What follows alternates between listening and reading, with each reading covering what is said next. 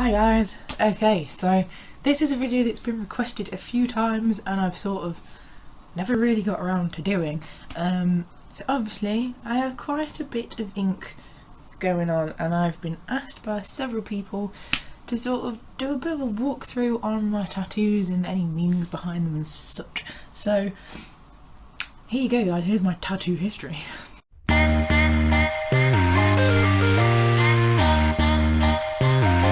So I've always loved the look of tattoos and things like that, and I used to draw on myself all the time when I was at school, so it wasn't really a great surprise to my family when it started happening really.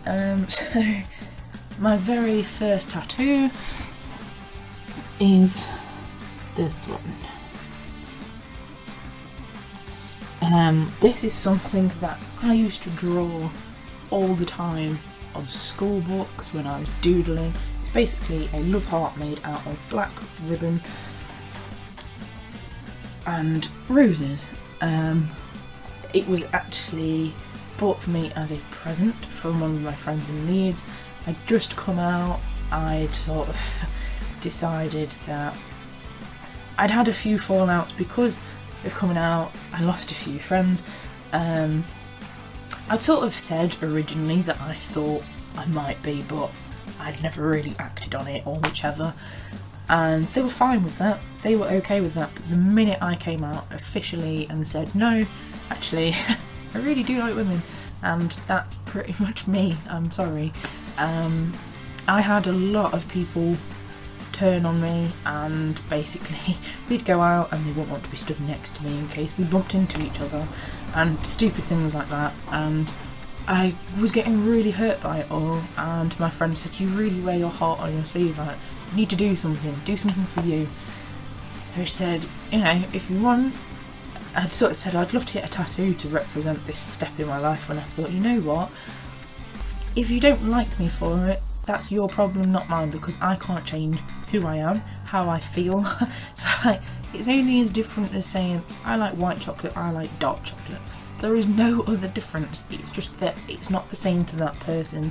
And I finally accepted that in my own mind. She said, you need to do something to mark this.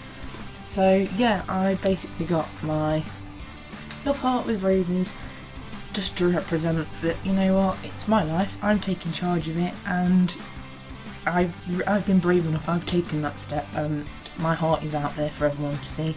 So that's what that one is. So yes, this was my first one and I still love it. I can't believe it's nearly like 7 years old now and it is still really bright. It's not quite as bright as it used to be, but you can still see it's pretty vibrant and it's still in good condition. I do look after them, I make sure I put plenty of sun cream on and things like that. So that's my first tattoo. My next tattoo was this little beauty. Wait. My next tattoo is this one. It's a treble clef made out of flowers. There's a butterfly and a rose on it. Yeah, I got this one whilst I was living in Liverpool. I still like it.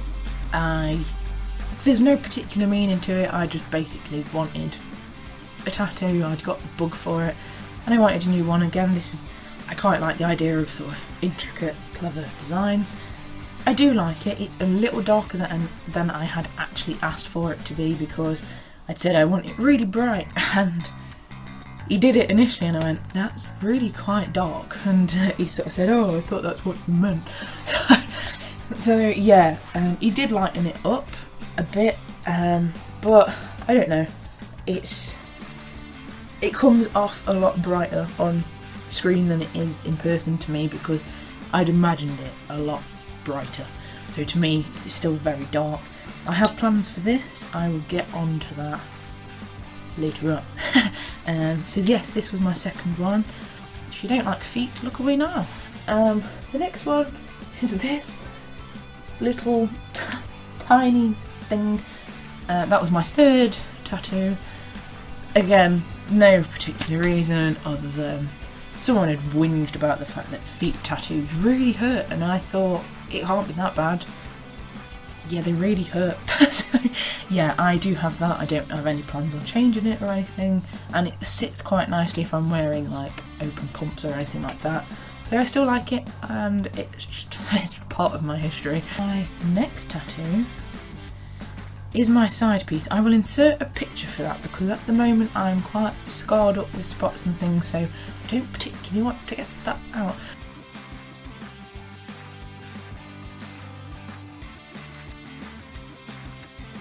This is my geisha girl. This was my first big piece. I'd moved back home, I'd started working at the hospital, and I'd gained a lot of weight whilst I lived at uni and things like that.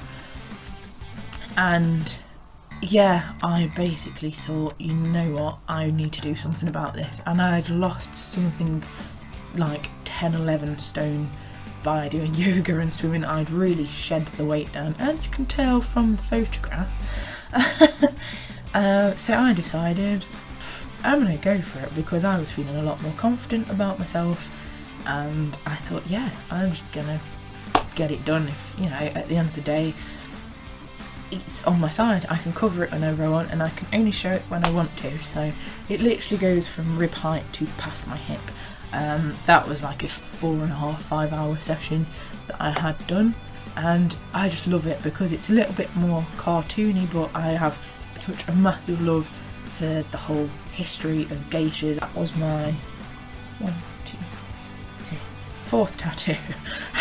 Keep track, brain, come on, we're on number 4. My next tattoo was this one, and I got this one in honour of my great grandma.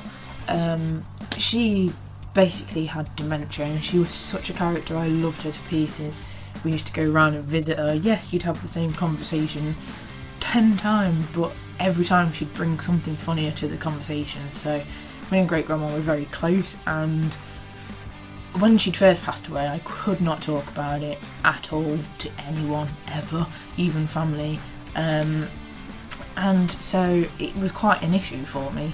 And I'd sort of visited the grave and things like that, and I took my time to deal with the fact that she was gone, sort of thing. And suddenly one day someone had asked me, you know, oh, how are you? That I've not seen you for ages. And I said, yeah, I've been okay, but things have happened. My great grandma died, blah blah. And it was the first time I spoke about her. So everyone was given. She basically died a few days before my birthday. She died on the 12th of the 12th, 2012, which I thought was just, how else could you do it? That's just the way to do it, right? So yeah, she died just before my birthday, and every Christmas she used to always give us all like £20 or £25 in an envelope and whichever. So she'd still done that for us, that it'd still been done. So that Christmas I got given some money from her, and I thought, you know what, I know what I'm going to do with that. And I love this design. To me it just represents that, you know, even though there might be nothing much going on visually in the head, there's so much more, which is why there's all the butterflies and flowers and things like that. So yeah, that to me is a really special one. Even now I still love it, and when people ask me about it, I'm able to talk about it now. And it was in her honour. Everyone else sort of either went and did something, or I know my mum bought herself a charm for her bracelet, because she's got a Pandora bracelet for great grandma, and that was my way of saying she's with me forever now. So yeah, I love that one. One of my favourite films, if you've ever heard of this film, We Should Be Friends, because it's my film, I love it. It is called Hedwig and the Angry Inch. It sounds like a really dodgy film. It's not. It is a rock musical. There's like a background theme of there's a perfect person out there for everyone, and you've just got to find it, because there's a whole song. Even if you just do one thing, not watch the film, go and search The Origins of Love. In fact, I may leave a link in the description box just so you can hear the song. And it's pretty much how I felt when I met Thumper. So we got matching ones, and this is some of the artwork from the film. So this is the two parts of a soul that have been separated, but they actually match to make one. So we both have the same one in the same place. Yeah, there's nothing more I can say about that. It was my 6th tattoo and Thumper's first. She'd always wanted one but never been brave enough to do it. So she went ahead and said, okay, if we do it together, I can do it. So she now has 3. That's another one that's very special to me. It's almost as though this part of my arm is my extra special bit, to be honest. I didn't plan it that way, but it just happened that that's where I wanted it, and they all fit in perfectly in a way. The next one that I went and got was my spoon. Thumper treated me to this one. I believe it was for Valentine's or something like that. Might have even been a birthday. Anniversary. It was an anniversary present. We do tattoo presents quite a lot now, so it's easy to get confused. So yeah, this I just adore it. It's my little reminder that I have to watch my spoons because it's easy to lose track and basically just go ahead and, you know, do too much and then pay for it in a really bad way. So again, Thumper's had a spoon. It is not identical to my spoon. It's more like a traditional Irish love spoon, like a wooden one. And basically the theory behind that one is that if I do run out of spoon, she's always got one for me. So soppy, I know, but it's how we work. So yeah, this one I love it. The dot work wasn't particularly fun to go through, but I just love the effect of it, and yeah, I just love it. So that was my sort of fibromyalgia tattoo for myself, just to keep it in mind, look after yourself and don't overdo it, because if you do, you pay for it for a long time and it's not fun. My 8th tattoo, 8th? Am I even counting right? 1, 2, 3, 4, 5, 6, 7. Yeah, my 8th tattoo, oh my god, was my little origami swan, as you can see here, with the watercolour design. There was no particular reason I got this one. I'd gone along with my friend who was having a tattoo, and basically I'd been sat in there and thought, I'd like to get one now. It's a design that I'd looked at for a while. I really liked the watercolour style tattoos, and I really enjoy doing things like origami, so I'd seen this sort of geometric origami swan and I thought, that's nice, but I'd like a bit of watercolour thrown in there. I'd like it my own style. So that literally happened because I was in there. I was in there with someone else and I decided I wanted to be part of it. So yeah, that happened. Just how it is sometimes. There's no plan. They just appear on you. But I love that one. It's really bright even now. It's almost like favourite colours and things like that, so yeah. My 9th tattoo, yes, again, I think this might have been a Valentine's present. I got Thumper a tattoo for her Valentine's present and she got me one for mine. And that is my little vampire girl. I'd seen this design a while ago and I just thought she was really pretty. And I like the whole sort of comic book thing. I got back into them. I have a collection of pictures and things on my phone that I go, oh, that's really nice. So should the opportunity arise, I'm not just going to go in, I don't know what I want. I've already got things planned in my head what I want on my body.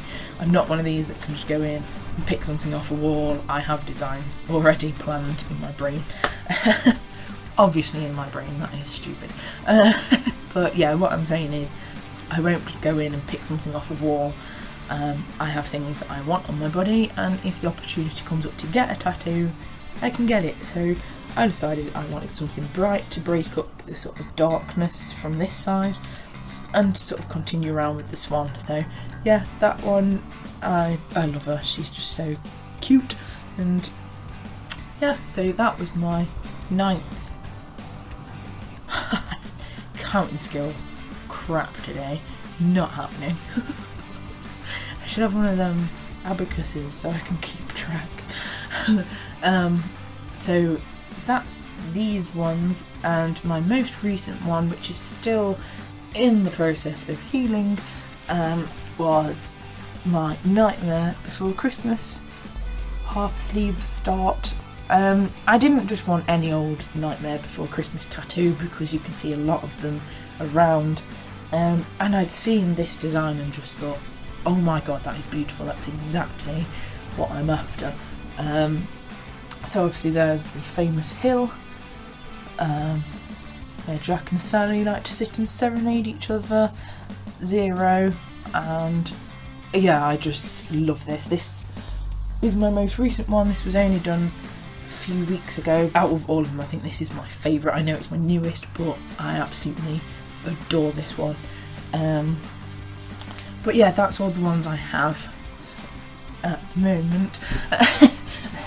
If I have family that are watching this, they'll be going, oh god, not them all, you idiot. Well, it's my thing. I like them. I have plans for this one, as I said earlier. With this one, I've not disliked it, I've just not loved it as much as the others. So if any of you again have seen The Little Shop of Horrors, you'll know what I mean when I say Audrey 2. It is the plan. I've spoken to someone already and he says, yeah, no problem, this can be incorporated into an Audrey 2, because it is yet again one of my favourite films. I have a certain set of films that I can watch anytime, however many times, and I just always enjoyed them, I love them, I pretty much know them word for word, but that's part of the joy of them. So yes, I'm going to be getting a Audrey 2 at some point. It will be a while before that happens. I want this basically to be like my film arm, and this is more my random arm, my film arm. So yes, that is my future plans. I also want to get a Moulin Rouge related one. Again, if you haven't watched that, watch it, but have tissues ready. If you're like me, have tissues ready. And if my friend Claire is watching this, I still cry the way we did that night at that sleepover. It still gets me in the feels. And I'm not entirely sure what my other one is. I have several ideas, but it depends on how common these things become before I get them as well, because I always wanted a koi fish doing, and I think they're beautiful, I love them, but I see so many people with them that it just makes me go, because you can still get them, but it becomes harder to find a more unusual take on it. Same as this, I wanted a Nightmare Before Christmas one forever, but everyone goes for the typical thing, and I thought I want something a bit different, but that can still noticeably be from that thing. So that is clearly Nightmare Before Christmas, but it's its own little take on it. So yes, that is all my tattoos. I hope you've enjoyed this video. If you've got any tattoos, let me know down below, get in touch. Show me your ink as well, I love seeing people's tattoos. Don't forget to like and subscribe, and I will be back again soon, guys.